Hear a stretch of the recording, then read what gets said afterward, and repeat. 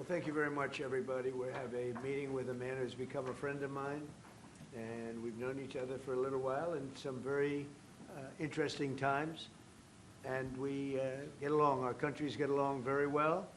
We have a great affinity for each other, and the Chancellor has been very well received in Germany. He's a very successful man, became the Chancellor of Germany, which is a big deal. And he's doing a very good job, in my opinion, a great job, very popular. And the relationship that we have in trade and everything else has been very strong. We've been able to do our deals, and it's been very strong. We'll obviously be talking a little bit about Iran today, and he's been helping us out. We've been very nice, actually. And that is coming along, as you see, very well. They have no Navy. It's been knocked out. They have no Air Force. It's been knocked out. They have no air detection. That's been knocked out. Their radar has been knocked out. And just about everything's been knocked out.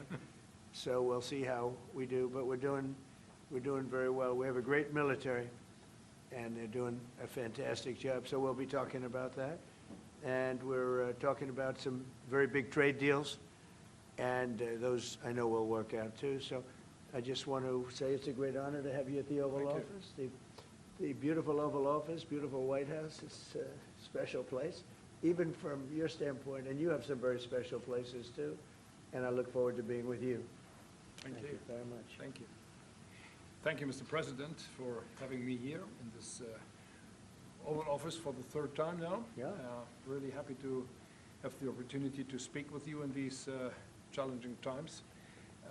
We are on the same page in terms of getting this terrible regime in Tehran away, and we will talk about the day after, what will happen then if they are out.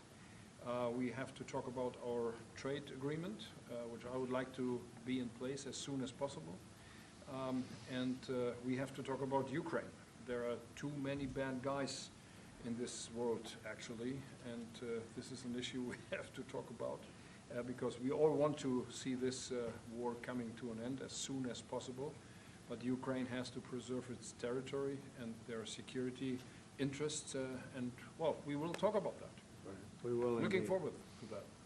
Well, thank you for being here. Thank you for your hospitality. Thank you for letting me spending the night in your guest house. That's it's right. A very, very good. Comfortable place. Hope you liked it, right? Absolutely. Yeah, great place. And a famous place. That's good. Very famous. So many former presidents. That's there. right. Yeah. Very famous place. Any questions, please? Mr. President, did Israel force your hand to launch these strikes against Iran? Did Netanyahu pull the United States into this war? No, I might have forced their hand. You see, we were having negotiations with these lunatics, and it was my opinion that they were going to attack first. They were going to attack. If we didn't do it, they were going to attack first. I felt strongly about that. And we have great negotiators, great people, people that do this very successfully and have done it all their lives very successful. And based on the way the negotiation was going, I think they were going to attack first. And I didn't want that to happen. So if anything, I might have forced Israel's hand. But Israel was ready, and we were ready, and we've had a very, very powerful impact because virtually everything they have has been knocked out now. Their missile count is going way down.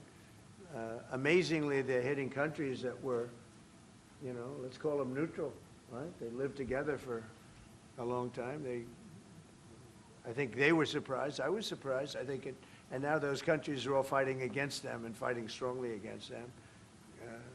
Someday they'll write a story and they'll say why they did that, but they hit countries that had nothing to do with what's going on. They were sort of leaving everything alone. All of a sudden they had missiles shot in, which shows you the level of evil that we're dealing with. They'll hit people that were actually at least somewhat friendly, and they had no problems with it. Also hitting only civilian places, hotels and apartment buildings. And we're hitting them where it is much more appropriate. We're hitting them very hard. And the big scale hitting goes now. They no longer have air protection. They no longer have any detection facilities at all left. And So they're gonna be in for a lot of hurt. These are bad people. These are people that killed. I guess it's 35,000. It's coming out 35,000 over the last 3 weeks. Protesters, 35,000 violently killed. So these are bad people, and the leader of the pack is gone. And as you know, 49 people were taken out in the first hit, and I guess there was another hit today on the new leadership, and it looks like that was pretty substantial also. So they're getting hit very hard, and we'll see what happens. A lot of people are coming forward. A lot of the people you would least suspect want to quit. They want to have immunity. They're asking for immunity, and probably at some point they'll be dropping, as you would say, laying down their guns. We'll see what happens. In the meantime, we're just continuing to go forward. Our military is the #1 in the world by far, and we are, everything's big in my book. Venezuela was big, this is big, the original hit, Midnight Hammer, was big, everything you view is big, but it's not considered very big by some standards, by some of our standards. We have a military like no other military that's ever been built. Yeah, please. Mr. President, what's the worst-case scenario that you have planned for in Iran? Well, I don't know if there's a worst case. We have them very much beaten militarily from the military standpoint. They're still lobbing some missiles. At some point, they won't even be able to do that because we're hitting all of their carriers. We're hitting all of their missile stock. You know, they built up all these missiles over the last few years. They had a lot of them. They've shot a lot of them, and we're knocking out a lot. I guess the worst case would be we do this, and then somebody takes over who's as bad as the previous person, right? That could happen. We don't want that to happen. That would probably be the worst. You go through this, and then in 5 years you realize you put somebody in who was no better. So we'd like to see somebody in there that's going to bring it back for the people. And we'll see what happens with the people. You know, they have their chance. And we've said, don't do it yet. If you're going to go out and protest, don't do it yet. It's very dangerous out there. A lot of bombs are being dropped. But I would say that would be about the worst. Do you have someone in mind right now? Because you said all the people you did have in mind have been taken out. What do you think? Well, most of the that's people we had in progress? mind are dead. So, you know, we had some in mind from that group that is dead. And now we have another group. They may be dead also, based on reports. So I guess you have a third wave coming in. Pretty soon we're not going to know anybody. But we have, I mean, Venezuela was so incredible because we did the attack and we kept government totally intact. And we have Delcy, who's been very good. We have the whole chain of command, and they've been, you know, look, the relationship's been great. We've taken out 100 million barrels of oil already, and a big part of that goes to them, and a big part goes to us, and it's been great. We paid for the war many times over, and we're going to be running the oil, and Venezuela is going to make more money than they ever made, and that's great for the people. The relationship has been great. It's been seamless. Nobody's actually ever seen anything like it. If you look at Iraq, where very stupidly everybody was fired, the generals were fired, the military was fired, the police were fired, the fire departments were fired, and all of the government workers were fired. So after, you know, people would call, they had no idea. And by the way, ISIS was formed. That's where ISIS came from, all of the fired people. We don't believe in that. So we'll see what happens, but first we have to finish off the military. What do you think about Crown Prince Reza Pahlavi? Is he an option at all in your mind? I guess he is. Some people like him, and we haven't been thinking about too much about that. It would seem to me that somebody from within maybe would be more appropriate. I've said that. He looks like a very nice person, but it would seem to me that somebody that's there, that's currently popular, if there's such a person. But we have people like that. We have people that were more moderate. You know, these were radical lunatics, and you know what they get? They get nothing. All they do is kill people. Mr. President, what exactly was the imminent You've threat, asked, Mr. or you're, President? not your turn. What exactly Not your turn, please. Mr. President, you've been to take the heat off the Europeans who present to the Alpine Russian calls on the allies What does that mean? Well, you have to ask Mark Rutte. He said not as part of NATO, but to be helpful to you in this. Well, some of the European nations have been helpful and some haven't. And I'm, very surprised. Germany's been great. He's been terrific. Others have been very good, terrific. I think that the head of NATO, Mark, is fantastic, okay? He is. Mark Rutte. I think he's fantastic. But some of the European, like Spain, has been terrible. In fact, I told Scott to cut off all dealings with Spain. Spain, first of all, it started when every European nation, at my request, paid 5%, which they should be doing. And everybody was enthusiastic about it, Germany, everybody. And Spain didn't do it. And now Spain actually said that we can't use their bases, and that's all right. We could use their base if we want. We could just fly in and use it. Nobody's going to tell us not to use it, but we don't have to. But they were unfriendly, and so I told him we don't want to. Spain has absolutely nothing that we need other than great people. They have great people, but they don't have great leadership. And as you know, they were the only country that in NATO would not agree to go up to 5%. I don't think they agreed to go up to anything. They wanted to keep it at 2%, and they don't pay the 2%. So we're going to cut off all trade with Spain. We don't want anything to do with Spain.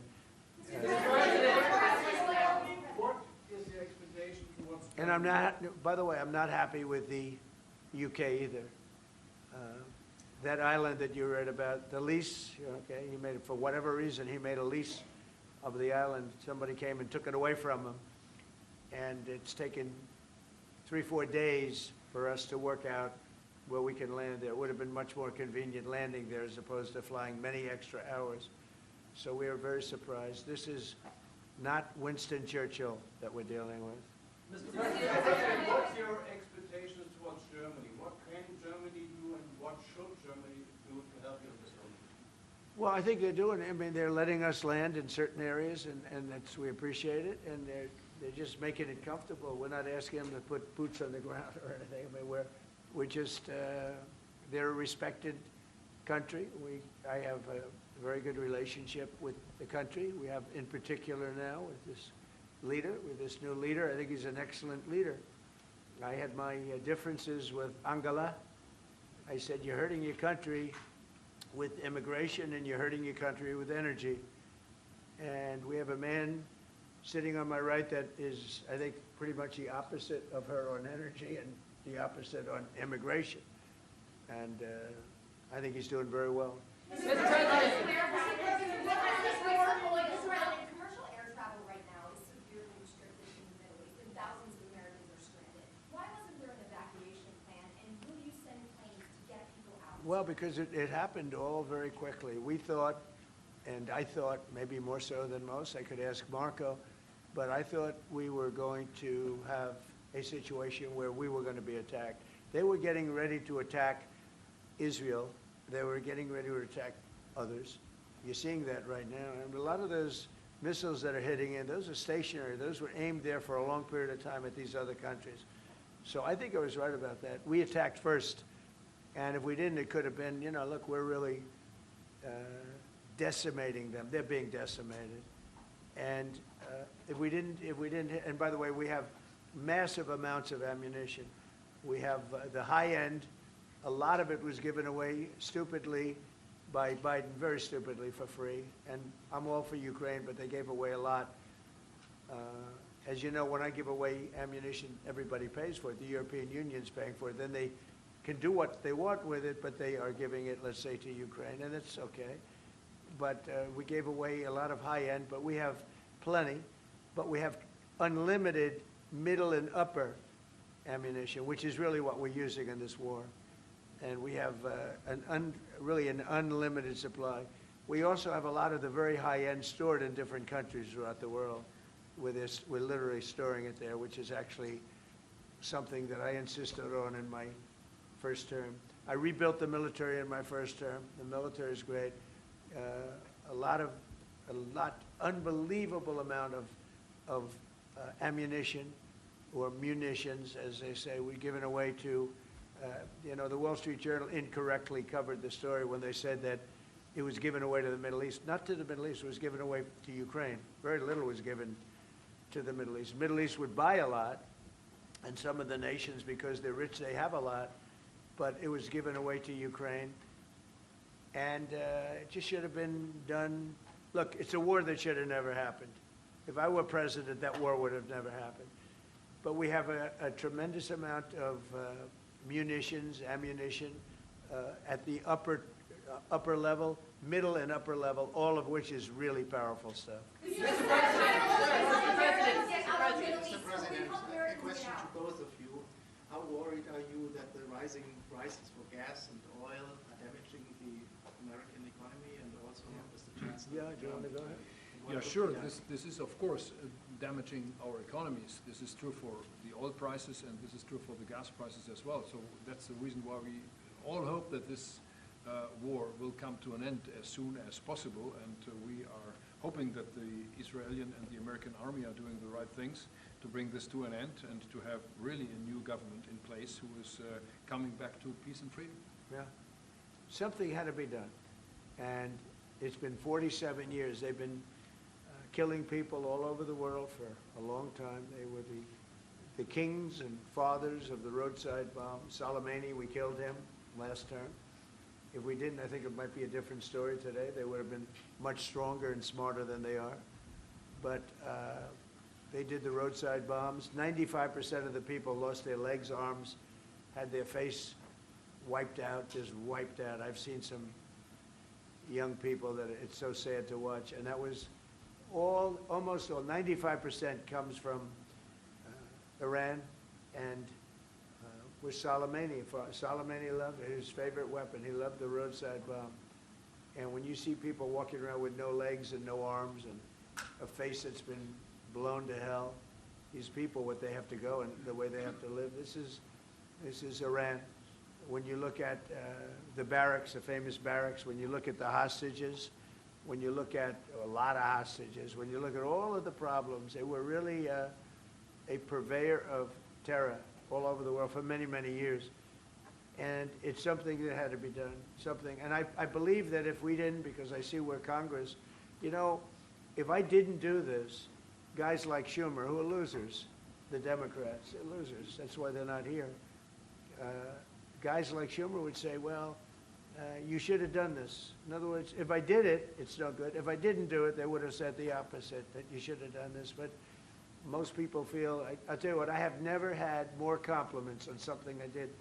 People felt it's something that had to be done. So if we have a little high oil prices for a little while, but as soon as this ends, those prices are going to drop, I believe, lower than even before. Mr. Before we just clarify on what exactly it is that Go ahead, please. Mr.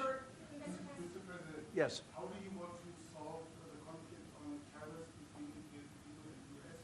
Between who? The conflict on tariffs between the EU and the US. How do you want to solve And U.S. and who? EU, European Union. Oh. How do you want to Well, also we won on tariffs, actually. Somebody said you actually won the case. We won on tariffs. We had a decision that was wrong. It was a very bad decision from certain standpoints. From other standpoints, a very powerful decision because it reaffirmed all the fact that we have all these various forms of tariffs that we felt right, but it totally reaffirmed it. It said you can use all of these tariffs. So we have all these vast menus of tariffs. And tariffs have made our country very rich. We have to charge tariffs to nations who play with their money. You know, they move their money up and down like a yo-yo. We have to take care of nations that have been good to us and fair to us, and we're going to take care of them. Other nations, they haven't, and we haven't let them take advantage of us. But the whole thing with tariffs is we had a decision that, like, as an example, we have a license situation, and the license is something that allows us to immediately stop all business with, nobody even knew we had this power, but we do now because of the decision. We have the right to stop all business having to do with a certain country. If a certain country is not treating us well, the president, without going to Congress, has the right to stop. Sort of interesting. I have the right to stop, but under that one law, I didn't have the right to charge them. So I have the right to license them, but I don't have the right to charge, which is frankly ridiculous. But the right was given to us by the Supreme Court. And we have the right, as an example, we talked about Spain. I could tomorrow stop, or today, even better, stop everything having to do with Spain. All business having to do with Spain. I have the right to stop it. Embargoes, do anything I want with it. And we may do that with Spain. What do you think? Well, sir, I think we're going to talk about it with you. I know that you have strong power. The Supreme Court clarified. We know you can use it, and if you need to use it to assure national and economic security, we'll do it. Scott, do you have an opinion?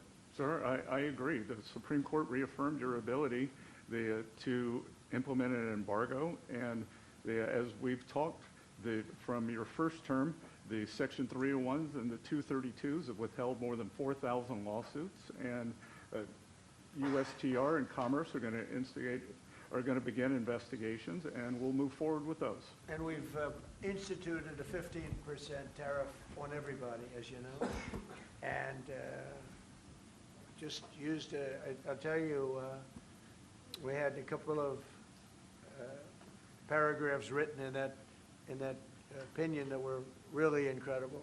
Justice Kavanaugh wrote a fantastic dissent, but in his dissent, he said what we should do, and we knew that too. We just wanted to simplify it, and for some reason, I think, very, very foolishly, the courts decided no, but they said you can do it many other ways, and that's what we're doing. And what we've done is we've gone to a very simple, straight 15% tariff. We've taken in hundreds of billions of dollars in our country because of tariffs. So we've taken in all of this money, hundreds of billions of dollars, and honestly, it's made us very rich as a country, right? So it's been doing good. When will you have the full plan implemented? We have a 5-month period, up to 5 months, where we can go at 15%. And while we're doing that, as you know, we're doing the various studies and things, and we'll be coming out with tariffs, different tariffs on different countries. Do you want to talk about that first? Yes, sir. By the time the 5-month period has elapsed, we'll have completed investigations under Section 301, which Secretary Besson talked about. We know there are countries out there with deals who are very interested in keeping the deals. We need to go through and investigate all these unfair trading practices, the kinds of things you talked about, and make sure that we're protecting U.S. economic security. We know there are countries How are we going to treat Germany? Well, I think you should hit them very, very hard. you knew he was right there when you said that, Mr. President. They have expressed an interest. Germany's been quite constructive in wanting to move forward and be helpful. The rest of you will talk to them as well, but obviously we'll... I will say every single country wants to make the deal they already have. In other words, a deal that we have using the other authority, they want to make the same deal. And we'd like to see, actually, we're going to adjust it somewhat upward, actually, but they all want to stay in the deal, and so we'll probably be able to do that pretty easily. Mr. President, Ukraine, after all, Iran won't be able to deliver drones to Russia anymore. So what does this war mean to Ukraine? And having Chancellor Merz sitting next to you, who would you call if you want to talk to Europe? And Chancellor Merz, you've just been in China. The president. Who are you? What country are you from? I'm from Germany. Okay, I thought so. I could see. So, Mr. Chancellor, you have been in China, and the president. She likes you. In China. So I don't know. Will you be talking about China and what do you specifically? We'll be talking about China, yeah. Sure. And what about Ukraine? I'll be going to China in a little while. Every time you meet, you talk about China. We respect China. I do. We both do, I think. But it's always a topic of conversation. We've had a very good relationship with China. We used to lose a tremendous amount of money with China, and that's no longer the case. We have a very, very good relationship with China, and we have a very good relationship with Germany. All right. Thank you, Mr. President. We've seen countries around the world, many of whom don't usually work together, working with the United States on Iran, whether it's Saudi Arabia working with the United States, Israel, Qatari shooting down Iranian aircraft, and we've also seen European countries step up. Why are we seeing, you know, such unity around the world against Iran? That's a great point. Look, they're just evil. They're, it's not the politics, it's their whole philosophy, it's their whole, where they come from. It's terrible. Where they killed 35,000, I thought it was 32, now it turns out it's much more than 35,000 people. And in some cases using machine guns with people that have no weapon. They have no weapon, and they're being machine gunned, they're being sniped from buildings, they're hitting the people with snipers right through the eyes. It's just a very evil ideology. And nobody's really seen anything like it. As I said, even the fact that they've attacked all of their neighbors, and the neighbors weren't attacking, they thought they'd maybe sit it out or what. They've hit Qatar, they've hit UAE, they've hit Saudi Arabia, they've hit Oman. They were helping us negotiate. They got hit. Everybody got hit because they're evil and they're bad. It's a bad seed, and somebody had to do it. And it should have been done sometime during a 47-year period, because so much death has been caused by them, so much unbelievable death. From Germany, too. Germany's been hit. Everybody's been hit by them. It's an evil ideology, and I've never been, look, I've done a lot of good things. So many people are saying, thank you, thank you, thank you. You see it in the streets of Los Angeles. They have thousands of people. I saw it the other day, pictures of Donald Trump. And I'm looking, I'm on the phone, probably talking to you. And I'm looking, and I see my picture. I say, oh, no, it's another, protest. I see my, and then I started saying, boy, they were very friendly people. And then I saw a woman hugging the picture of me. I said, what's going on? And it turned out to be these are Iranian people that live in the United States. So many. Thousands and thousands. You saw the rallies. And in New York, too, they had a big rally, my pictures all over the place. The fact is that people are happy what we did. And you could never, and I've always said it, you could never have had true peace in the Middle East if Iran was allowed to go, even beyond the nuclear. If Iran was allowed to have look at all the missiles they built. A lot have been now taken out by us, and a lot have been expended. But they had thousands of missiles in a fairly short period of time. And I'll go, two things. The attack that we did, known as Midnight Hammer, had we not done that, Iran would have had a very powerful nuclear weapon within 1 month. We did it. It was great timing, but, and you've been able to see that too. The other thing was Barack Hussein Obama made maybe the worst deal I've ever seen, because he gave all power in the Middle East to Iran. He went the exact opposite way, and I terminated that. If I didn't terminate that deal, they would be sitting with a massive nuclear weapon 3 years ago, which would have been used already on Israel at least, and other countries also. And we wouldn't be talking about it right now. But if I didn't terminate the deal that Obama made, giving them everything, including plane loads of cash. Do you remember the airplane flew over there? It was a Boeing 757. It was 2 of them, loaded. They took out all the seats. It was loaded with green cash. So much cash that it was in Virginia, Maryland, and Washington, D.C. They got all the cash from all the banks. They put it, and they flew it to Iran.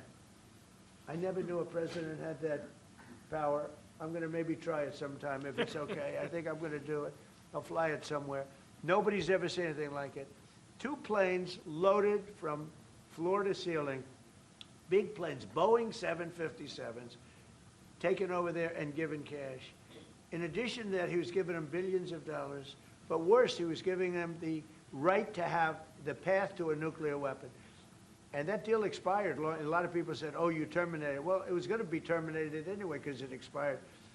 It gave them the right to have top-of-the-line nuclear weapon. If they had, because they're crazy, just like the people on my right during the State of the Union. I looked at them, I said, you're crazy? These people are crazy. And if they had a nuclear weapon, they would have used it. All right, how about 1 or 2 more? Mr. President. Go ahead, please. Chancellor Merz, you just heard that the president is thinking about punishing Spain. What are your thoughts spontaneously on Well, the answer on that is quite simple. We are trying to convince Spain to catch up with the 3% or 3.5%, which we agreed on in NATO. And as the President said, it's correct. Spain is the only one who is not willing to accept that. And we are trying to convince them that this is a part of our common security, that we all have to comply with these numbers, and this is 3.5 for military and another 1.5 for our military infrastructure. So Spain has to comply with that. Spain has been very, very uncooperative, and so has UK. Now, the second one is shocking, but this is not the age of Churchill. I will say the UK has been very, very uncooperative with that stupid island that they have, that they gave away and took a 100-year lease, having to do with perhaps indigenous people claiming the island that never even saw the island before. What's that all about?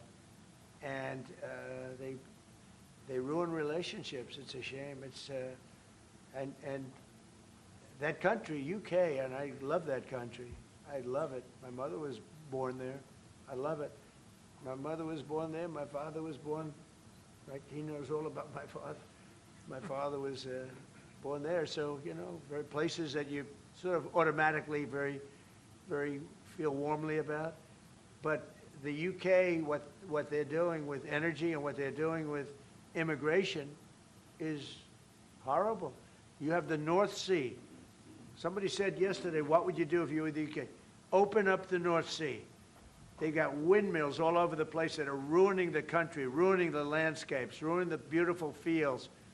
Open up the North Sea. It's one of the greatest, think of it, they buy their energy from Norway, which gets the energy, the oil, from the North Sea. So Norway drills in the North Sea and sells it to UK. And UK has a better part of the North Sea. Open up that, and number two, illegal immigration. They got to solve that problem. And I must say, that's not only UK, that's other parts of the European Union that have the same problem. Immigration and energy. The energy is through the roof, the highest in the world.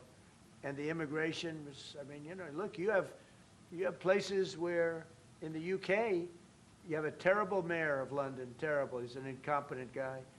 But you have Sharia courts. You don't have Sharia courts. You don't want Sharia courts. You have Sharia courts adjudicating law. So it's very simple. Immigration, very importantly, immigration and energy. And you bring it back. Otherwise, you're not going to bring it back. Okay. One more. Go ahead. I have a question for the Chancellor. Yes, please. To the Chancellor, Chancellor Merz. Yeah.